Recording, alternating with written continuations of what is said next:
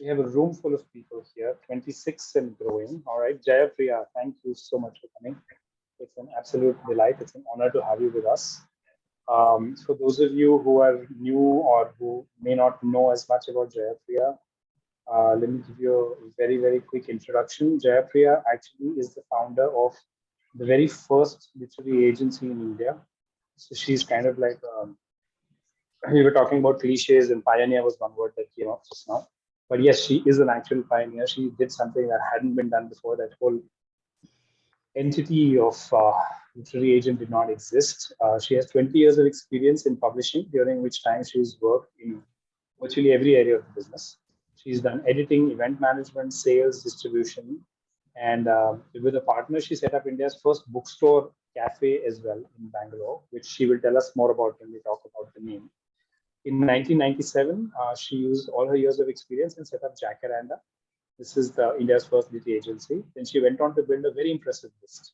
Worked with distinguished authors like Nisha Susan, Tiffany Sao, Suchen Christine Lin, and Lisa Ray also.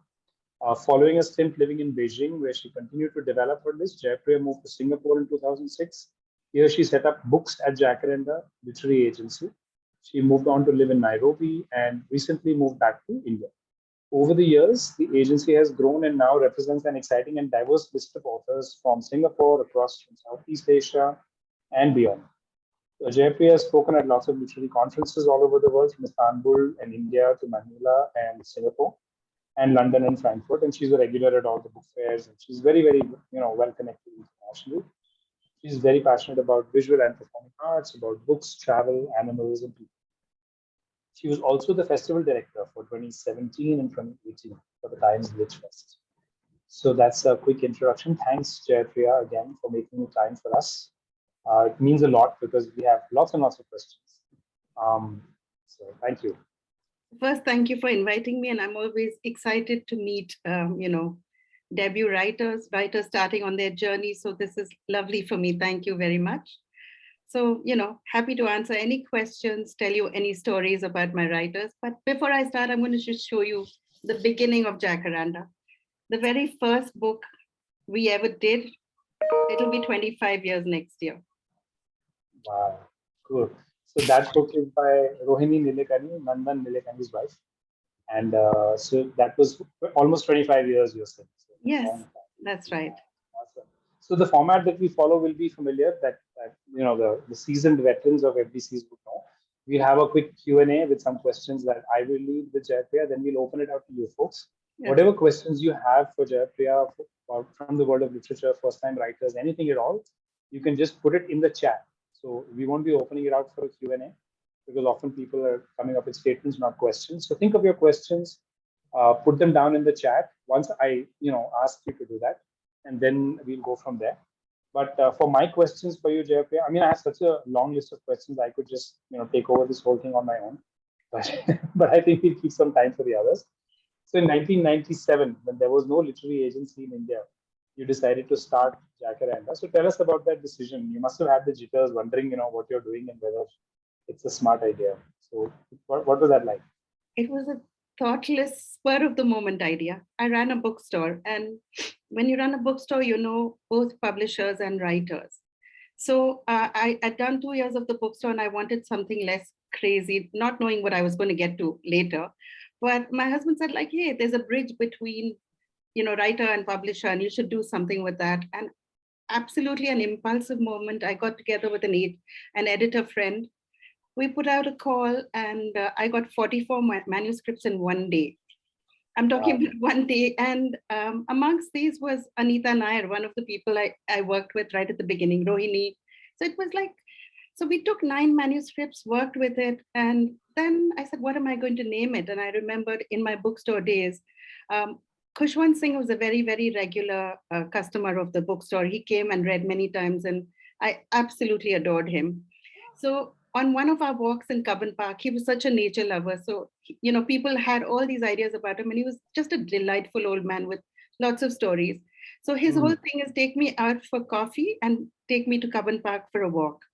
So he told me, he said, I think you're going to go on to do other things. And when you do that other thing, look at the flower in bloom, the tree in bloom, and name your company after that. Oh, So wow. here I was with my 9 books without a name, without knowing what I was going to do. So I went to Coven Park and it was all purple, with the jacaranda trees. And that's how I named it Jacaranda.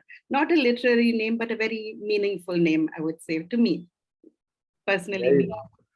It's a beautiful So yeah, story. so that was it. So I spent 1997, so maybe 2 years really working on the books to get them into really good shape and then started submitting it.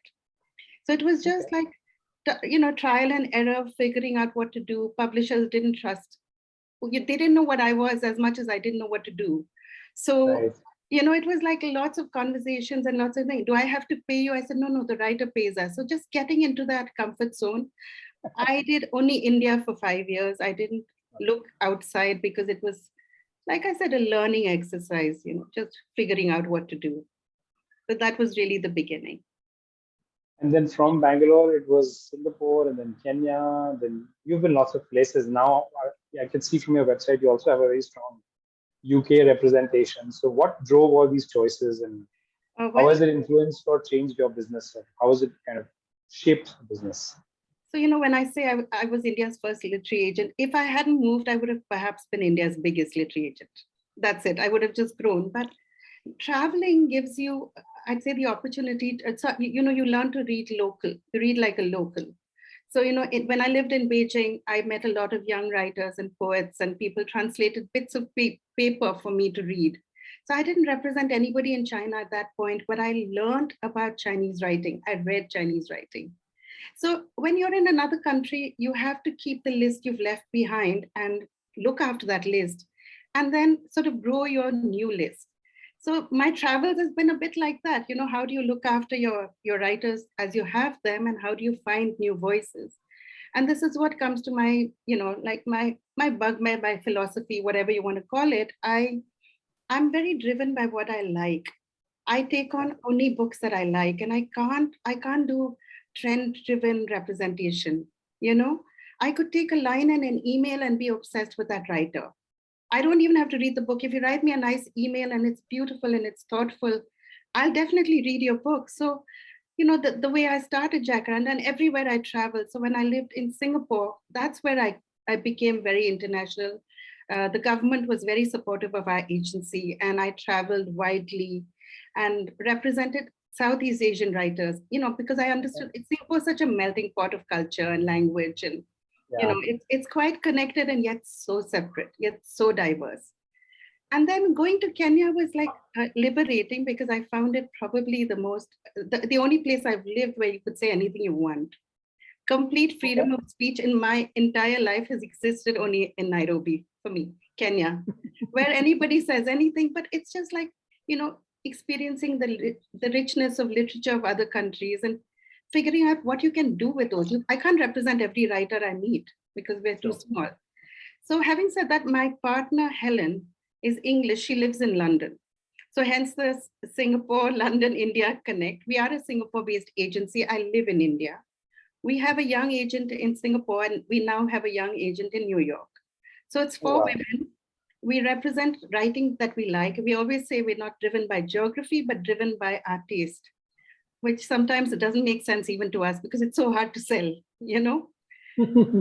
But that's it. That's exact. So I guess if you to come back to your question, it's growing our list organically. It's growing our list with books that we feel we can sell.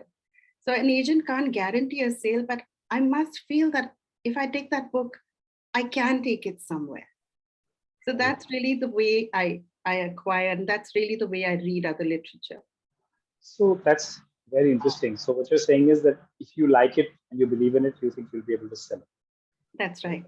And so then it really comes down to what is it that you like. I mean, what is the kind of so let's say I'm a writer and I want to understand, I see I'm in this session and I see you and I'm like, I would really love to have her represent me. How does that writer figure out what does Jayapria like? Is there a can you look, describe that look for at me? my website. I mean, I'm saying like, so it's quite wide what we represent. We're not like, I'm not so limited that I'll only take this kind of fiction or that kind of fiction. It's quite wide, our taste. We do literary fiction. We do a lot of nonfiction. We do several works in translation right now. like I was telling you earlier, we also do the other way. We bring books into India, into Indian languages, which has been a very enriching experience. But what do I like? Like I said, a well-written, if it's fiction, it has to be complete. If it's non-fiction, you have to be an expert in your field. You can't be a banker and write about health. So we want to see that connect between your work and you, for sure. So I would say what I look for is authenticity, like honesty, integrity, and definitely beautiful writing. Even if you're going to send me a dry academic book, I want to be engaged. I want to take away sentences that I dream about, So that is important. Okay. So because, in my mind, and maybe it's just me, but I have this whole divide. There is the world of art and then there is the world of commerce. And whenever it's commercial art, then, it's a little difficult. So it's almost like art movies and then there is Bollywood. And then there is a little bit of an overlap, of course. But it sounds like you lean more towards the art side of things. Would that be an appropriate thing to say? Absolutely. And my husband calls my company an NGO. So he said, not for profit, he'll say. But, coming back to it, we've survived these 25 years and we're profitable. We're able to pay for book fairs and, not compromise on what we want to do, on the kind of books we want to represent. And, so I can quickly take you through some, which I'm quite excited about. I showed you, Rohini's. This is a book that's on the JCB list, which we're thrilled about. It's on the long list. It's the first Urdu book we've taken on, and it's quite dazzling. This is from my East Africa sojourn. It's going to come out in the UK in a couple of months. Then this is my beloved Kiran Nagarkar, whom I've worked with almost as long as I've had the agency. Wow. So he's awesome. We have a new book from Kiran, which you'll see. This is, again, my very beloved Nisha Susan, with whom I'm doing many, many books. And she's just amazing. And I thought I'd show you, sorry for show and tell, but it does. No, absolutely. It's great. So, this whole thing of getting books into languages, we've done it with Kabir Bedi in India, but we've also been very successful with Sapiens in many languages in India. And the books that are just out are Mitch Album's books. I think we made 15 deals for Mitch Album in Indian languages. Wow. Okay. So it's quite interesting to have, the both sides of it, taking books out and bringing books in. That's a little bit of what we seem to be doing and we've grown into. I never did Indian languages until I moved back to India. So. And I was actually wanting to ask you about translations because, I also noticed that you have, of course, Gitanjali and Daisy got a lot of attention with their Booker International. You're clearly into translations in your work as well. And we noticed that you also have Arunava Sinha on your list of authors. Yes. He's actually going to be leading a masterclass. I don't know if he mentioned this, but he's leading a masterclass for us later this month on translations at the Himalayan Writing Institute. So what is your experience with him, with translations in general? And do you think that it's something that is worth investing in for, either a writer or even as a career or as a serious, art form? Because a lot of people are kind of dismissive of translation, they think it's not real writing. What's your view on that? I think it's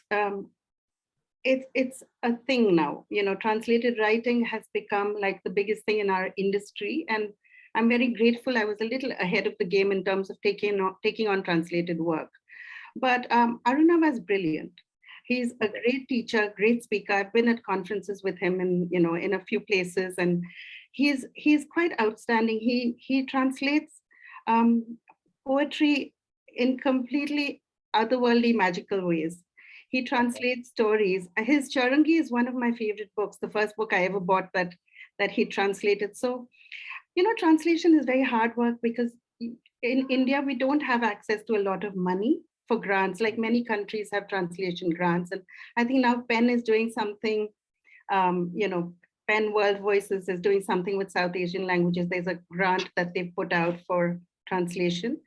But mostly you have to invest the time. So I would say that pick a story that will travel. Don't waste time picking a story that's very obscure, because it must have, even if it's local, it must have like universal themes of love, loss, longing, all the usual things.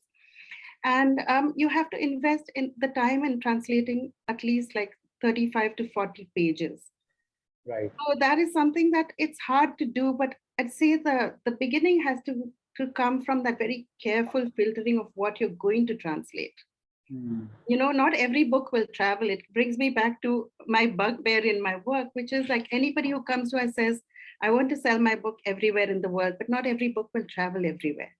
Some books will make that leap, even if they're very local, because there's something bigger than them. So translations, absolutely go for it.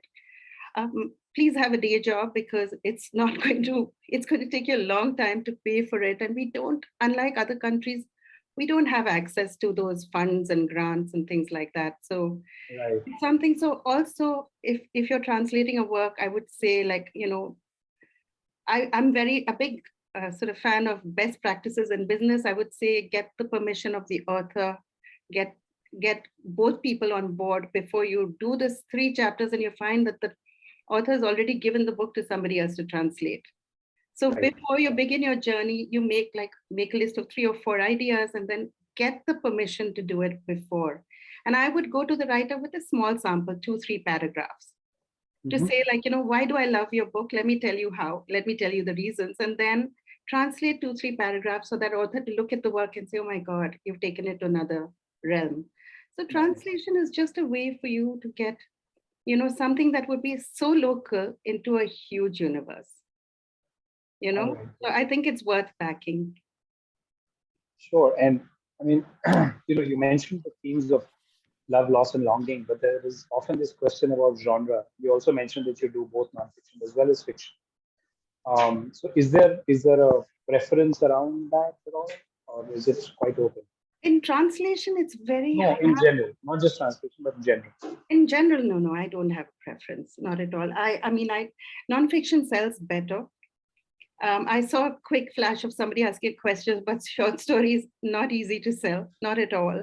I would say if anybody is working on short stories, make it sort of thematic. I always use Jennifer Egon and the Goon Squad, where she sort of connects the stories to make it feel like a novel, because short Mm. stories on their own are very hard to sell. Though I have to say that I've never met a single reader who doesn't read short stories. But you go to a publisher, no, it doesn't sell. Mm. So Yeah. my preference is for good writing. I'm not really good with, trends. I don't do trend based. So I do a little bit of mythology, not a lot, not a lot. Okay. I've represented Krishna Uday Shankar. I've been very successful with her, and then Yeah. Trisha Das, but not really my pond. So Okay. I would say that, yeah, Okay. Cool. both fiction, And non-fiction. and how does one get in touch with you? Because your website in the submissions page it says get in touch, fill the form below, and then there's no form. So I was wondering if that's a trick question or No, that was it's intentional. absolutely an exhaustion answer. Okay. And we get in a week, we get like at least 50 submissions. Wow. I can't deal with the volume of it. And then I get criticized for not responding, because it's impossible for me to respond to every mail. So we've got to a point where we want a reference. Okay. So I take on writers mostly by reference. And when I open up that window, Mm. that's a chance for a writer. But otherwise, people tweet at me. I mean, I'm on all social media. People reach me in other ways if they want to, if they think I'm the agent for them. And Right. then, then I will So I was simply just leave me alone for 6 months. so I was just thinking about this. You said that you got 46 submissions when you started shop. 44. So Yeah. that 44, that must have been physical, like Yes, printouts that had landed at your desk. absolutely. Absolutely. Wow. And Yeah. these were full manuscripts? Full everything. So Wow. and this is pre-email, remember? Yeah, no, that's why I'm Yeah. thinking because Yeah. in So 1997, email I was still definitely have not a a way of few, I still have a few of my manuscripts. I still have them. I'll never throw them away. Okay. But I printed out things till about like 10 years ago, and then I stopped. Okay. All right. I think folks are chomping at the bit. They can't wait to hold their Sure. questions back. So I'm gonna zip up my own questions and open it out to the questions. You already answered Ram's question. Next is from Radhika. She's saying, do you accept young adult authors? And does young adult writing really sell in India? Young, so I have now that we have a very young agent with us, Radhika, who lives in New York, we are taking on young adult work. And it's very hard to sell unless it's really very well written. So it comes to the same thing. So I don't like to make bad deals. I won't sell the book till I feel it's a fair deal. I would say that look at what's around you, make sure your book is different, and then submit. Okay. So young adult is coming into its own. It's I think another, there's not enough from India. We're Right. still reading young adult books from other country, Yes. other countries. So I think it's important to grow our own list of young adult, and we'd like to. So yes, the answer is absolutely yes, but we'll be slow as always. That's my. Okay, yeah. You should explain that a little bit, because we were having this conversation before the session Yeah. started, and Jayapriya was talking about how she likes to take time. You want to just Yeah, so spend a little time? basically, I think I'm a very particular kind of agent. So I'm going to just take a break and tell you what an agent does. So we basically get manuscripts, we read them, we review them, we write pitches, we submit to publishers, we follow up, we do contracts, we do accounts. That's like for one book and one deal. So if you have a book with several deals, you're doing tuck, tuck, tuck for everyone, right? So it's very time consuming. And when I get a manuscript, I might read it immediately on submission, but I like to let it cook in my head till I know what I'm going to do with it. And sometimes that answer is no. Sometimes my head tells me that this is not for us. We're not going to be able to do anything with it. But that's why we're pretty slow to respond, because we just have to figure out whether we can do anything with it or not. And till I have that clarity, I will just wait. So I always tell my writers, you wear your Zen hat if you submit to us, please. That's our advice. The next one is a very smart question, because Sure. Kanwal has asked, is HWR a reference? Because you said you only accept manuscripts and applications through references. So are we a reference? So before I ask you to answer the question, let me give a quick clarification. This is the first time I've actually spoken to Jayapriya, or well, second time.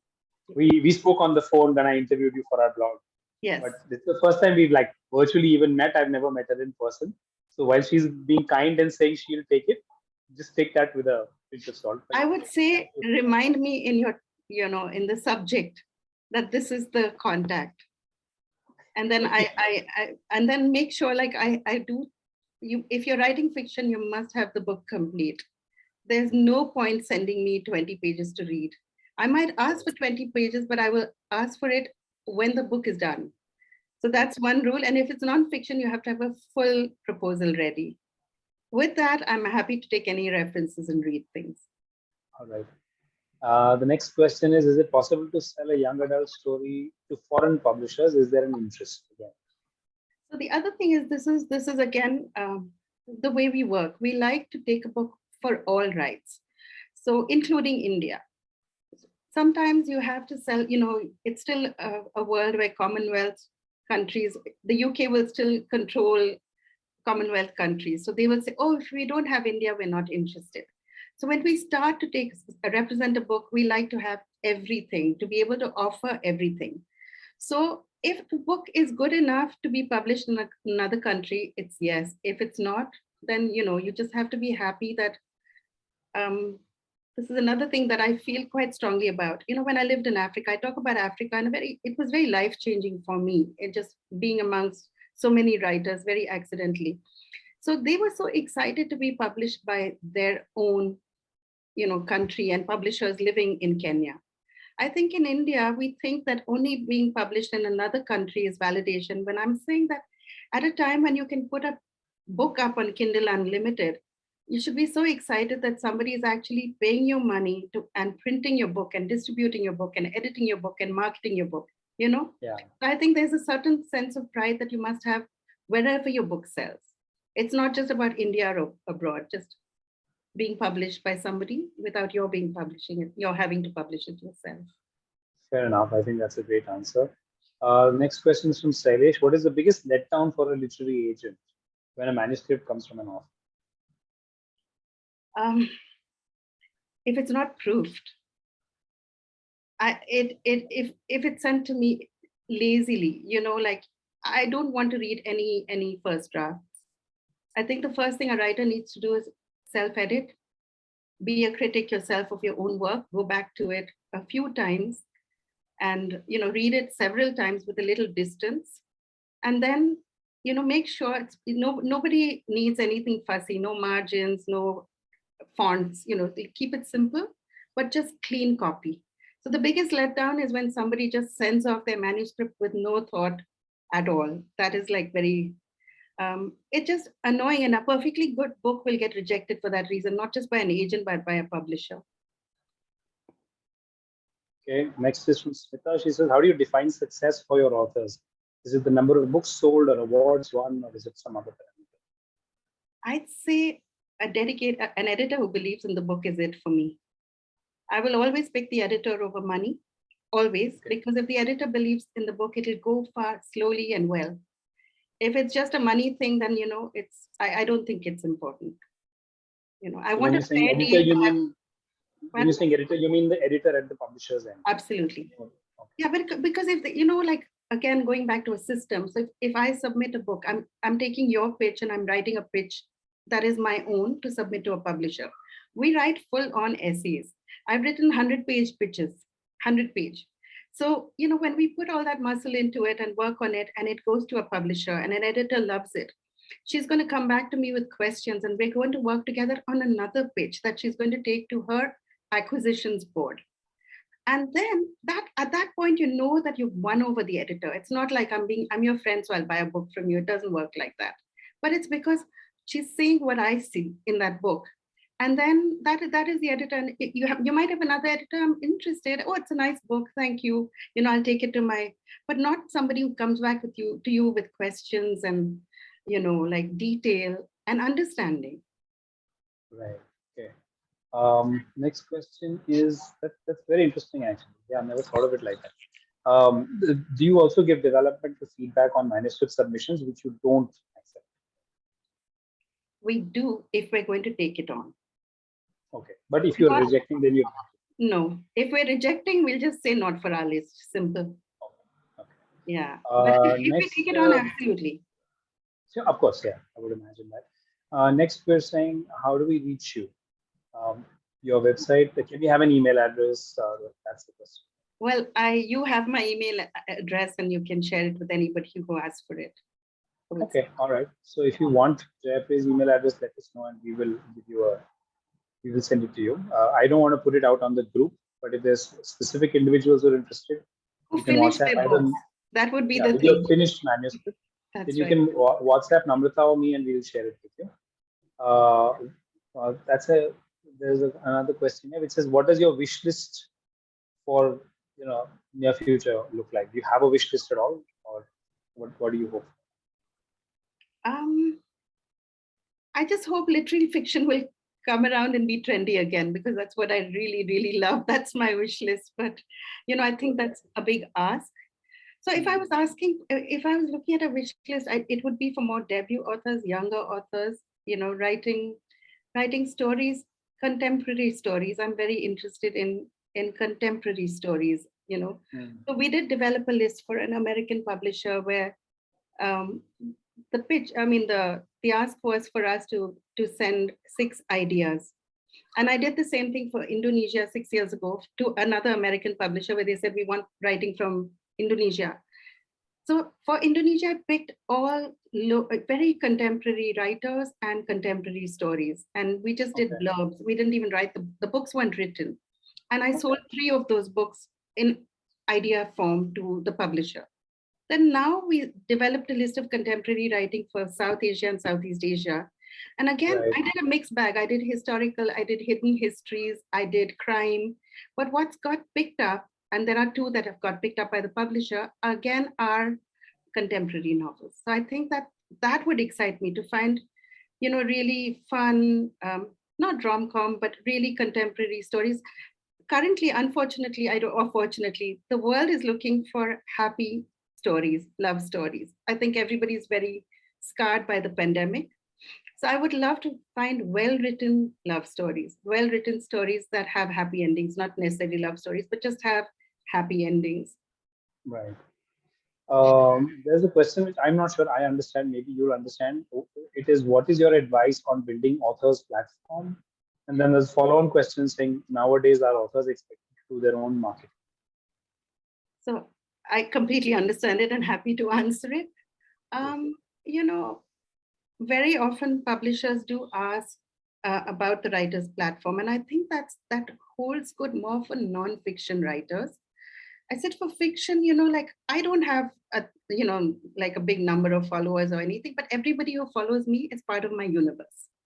Right. So I'm happy with that. But if you're a non-fiction writer, I think publisher would want to know, are you writing for the Mint? That's all your platform.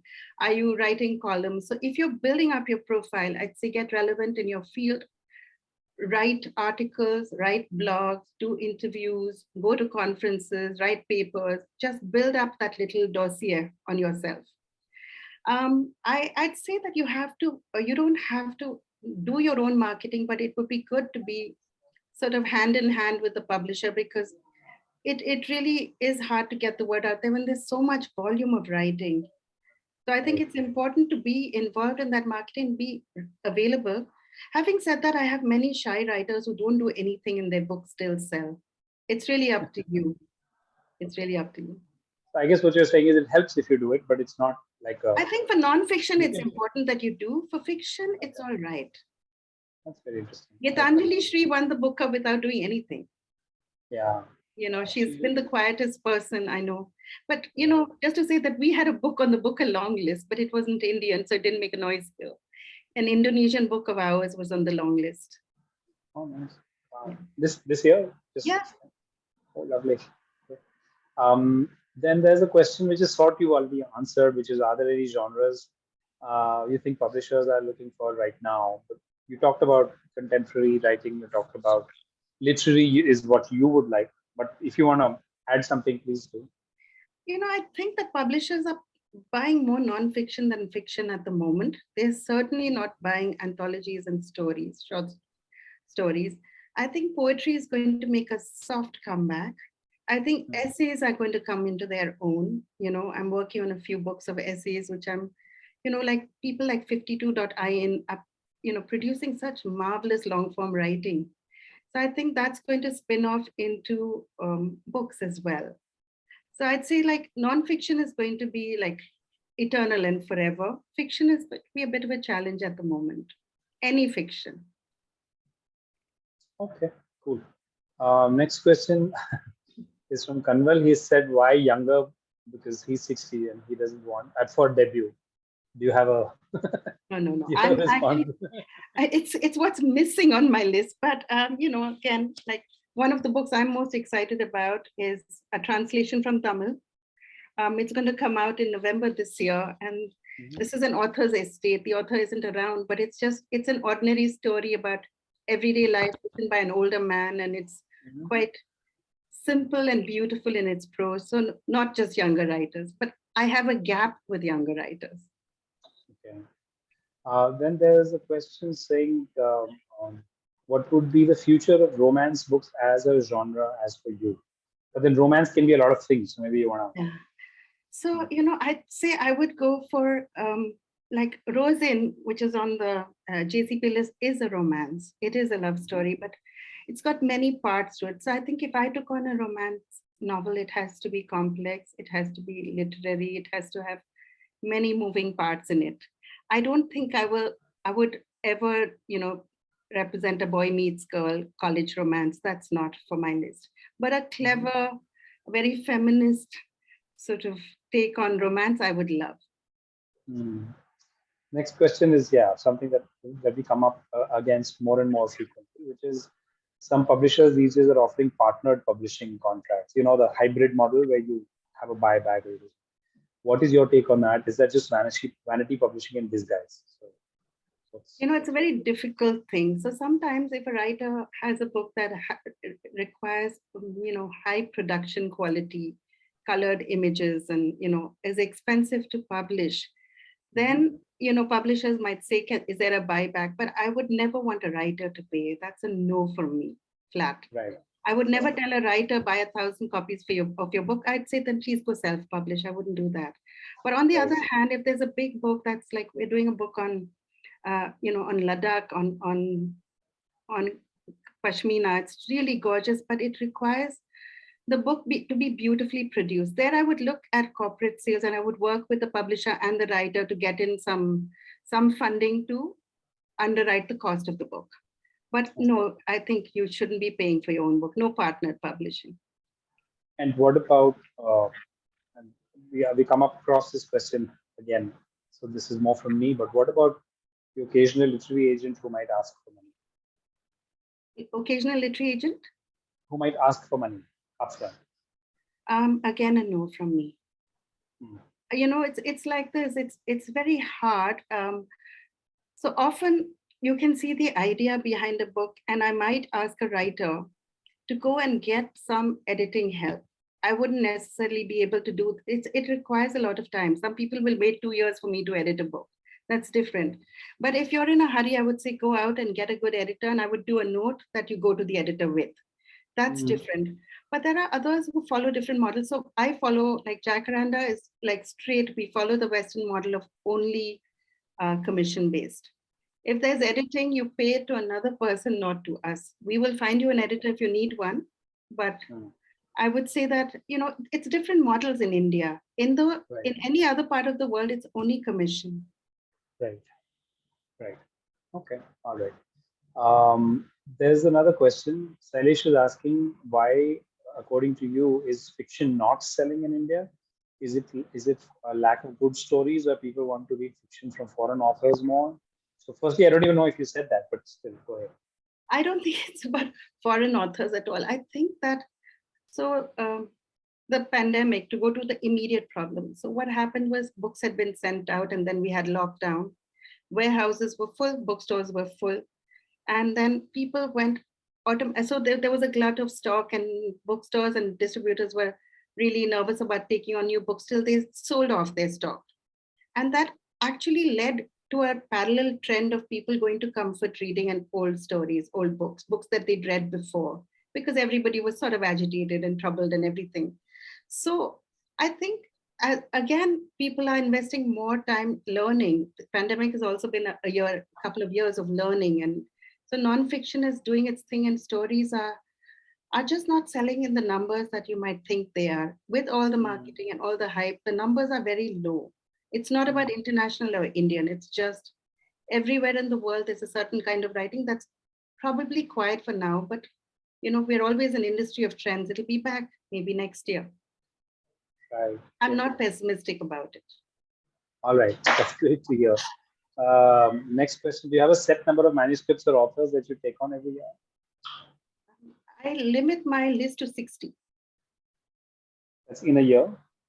Always, like more than 60, I will get rid of somebody. And this is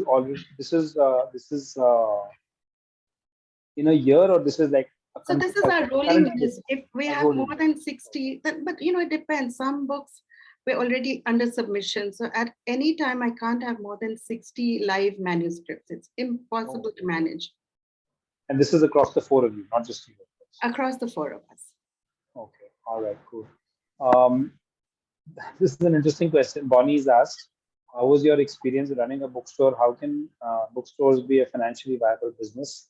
Remember, Bonnie, that when Jayapria ran her bookstore, there was no online media. But yeah, go ahead. Right. So I loved running a bookstore. People tell you, if you work in publishing, if you run a bookstore, you read so much, you're so lucky.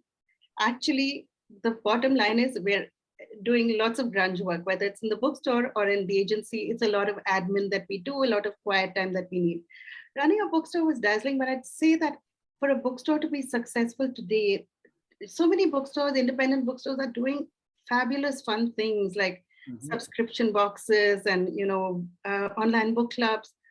But running a bookstore then was really good. I did do India's very first literary festival in 1998. Oh, wow. Yeah, I will send you a cutting. Lots of people wrote about us, but again, it's in my past, so I don't go back to it often. But we had to lure people to the bookstore. It was really hard to sell.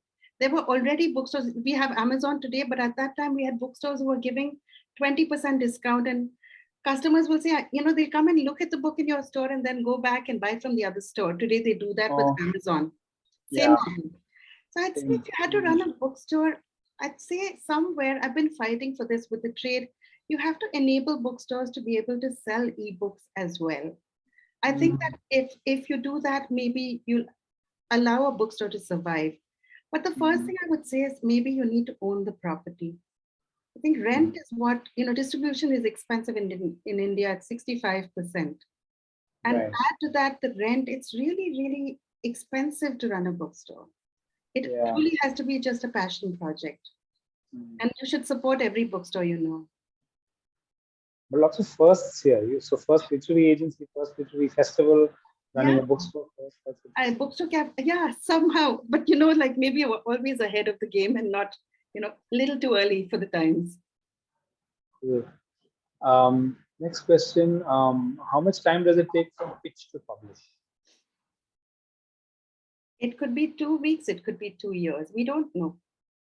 We don't know. So, just now I had a book that I'd submitted that came out in 2020, a Bangladeshi translation, beautiful book, very dark. And when I sent it out in 2020, everybody said it was too dark. I just got a ton of rejections. Then I pitched it just now a month ago and we sold it 48 hours after the second submission to an American publisher. So you just have to be patient and you have to keep trying again and again. So what we can't deal with as agents is impatient authors because we don't make quick deals. We don't want to make those quick, let's just get the book out and sell it for zero advance for 20,000 rupees. No, we don't want to do that. We want the best advance and the fairest advance. That might take time. So typically the cycle is at least 6 months for us to even submit. Right. And after that, you're dependent on editors to respond. It's not in our hands once it goes out into the universe, right?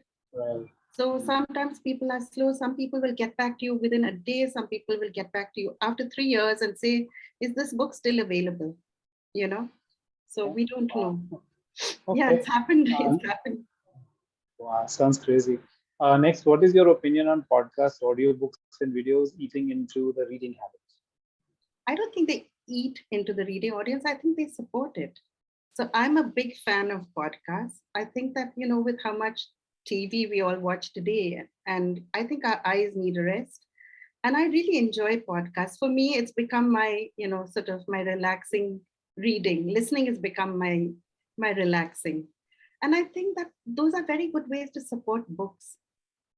And I think like my daughter has dyslexia. And for me, the biggest gift has been an audiobook for her to read when words scare her.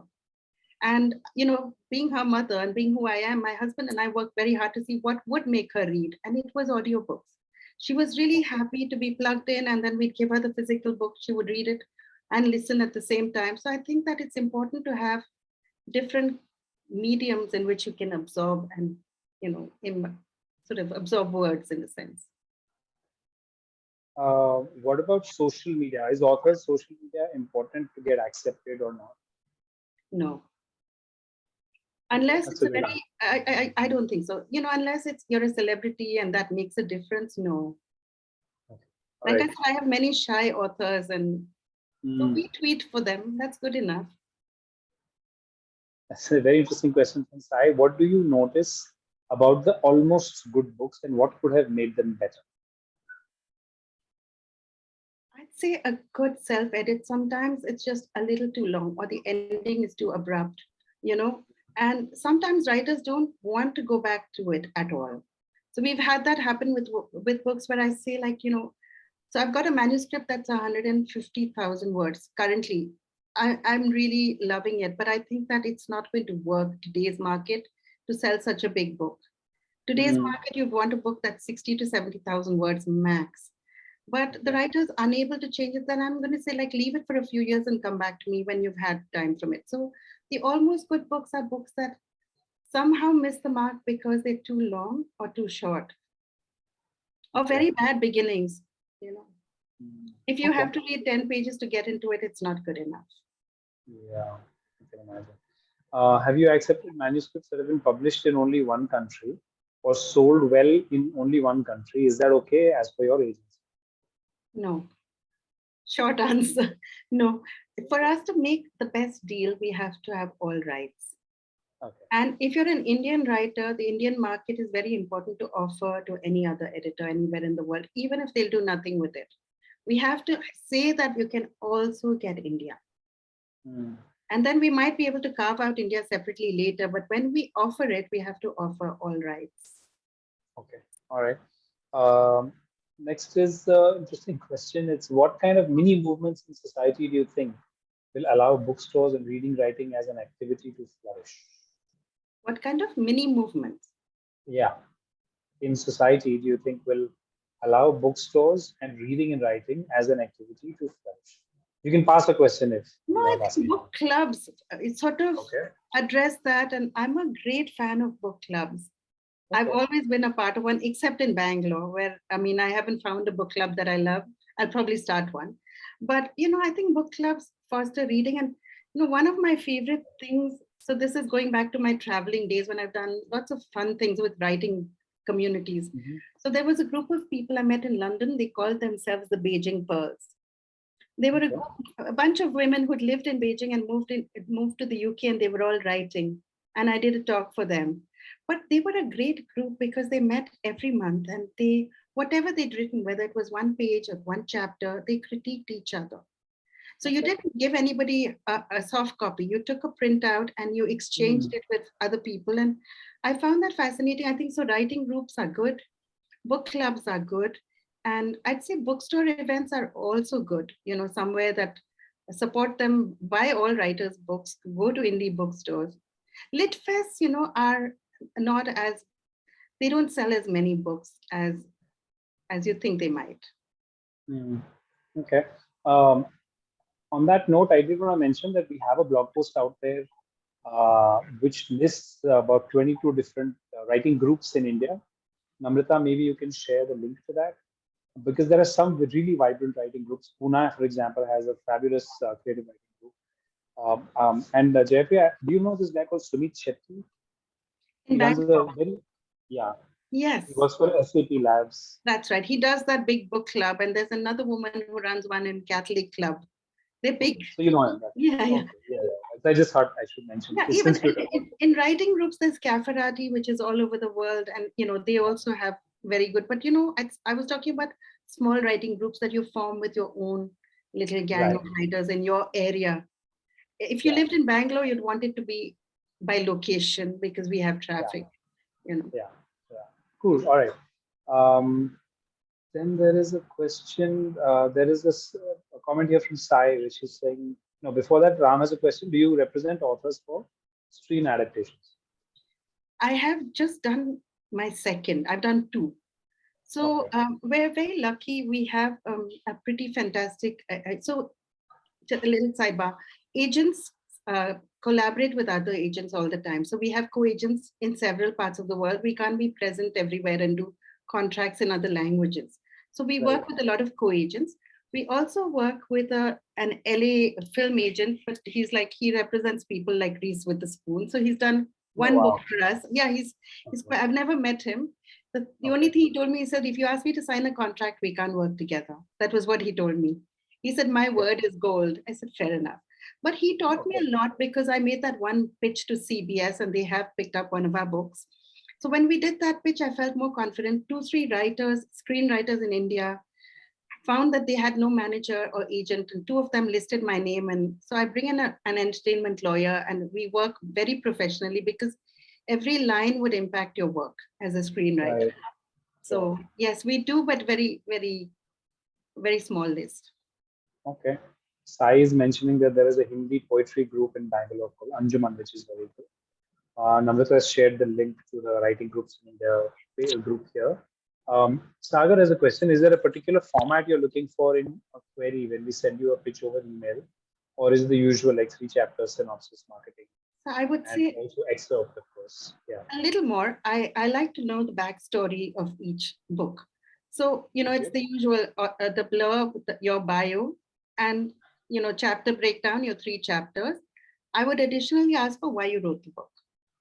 That's the only thing. In clean copy, no errors, and no fuss, no borders, no fancy fonts.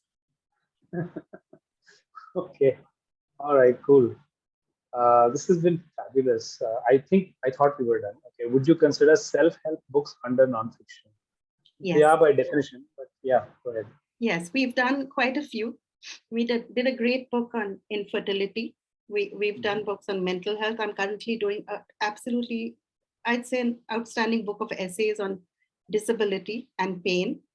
So both these books. So yes, there are self-help books, and we've done fun books on gardening and things like that. Yes, we would do any self-help book if you Awesome. had to profile for it. Okay, great. But this has been awesome. So thank you so much for the time. Thank you. I'm just jumping off. You can please stay on with us. But I just thought I'd take 5 minutes and we'll talk about how things are going. So folks, we're on the 4th of September, but the 4th is not done yet. So it's only 3 days really. So And I'm going to jump off and say bye and wish you all well. all right, great. You can carry on with your group, but thank you all. And, I hope I'll get 1 or 2 fabulous manuscripts from you. And thank you so much, Chetan, for inviting. I'm sure you can depend on that. And I really look forward to meeting in person sometime. Well, soon. Yes. I hope. Hopefully Bye-bye. January will work out. Something. Hopefully. Thank you. Bye-bye. Thank you so much. Thanks all. Bye. Namrata, quick question on the tracker. I think there is a small error in the formula, so it's only capturing the top 6. In the word count, it's only capturing the top 6, not all 65, 64 authors. I'll check that. But yeah, it's been 3 days. We've had some very nice writing prompts actually that have come in from folks. Today's day, most people haven't filled out the word count. But how's it been going? Anybody have any suggestions, thoughts, anything you want to share? It's great to see Ram is in the group. Ram, you've been missed. So tell us, everybody, how are things going, and if there are any suggestions or thoughts you have for us to do things better. Or just sharing with other folks on what's been going on right, and what's not been going so well. Anything at all?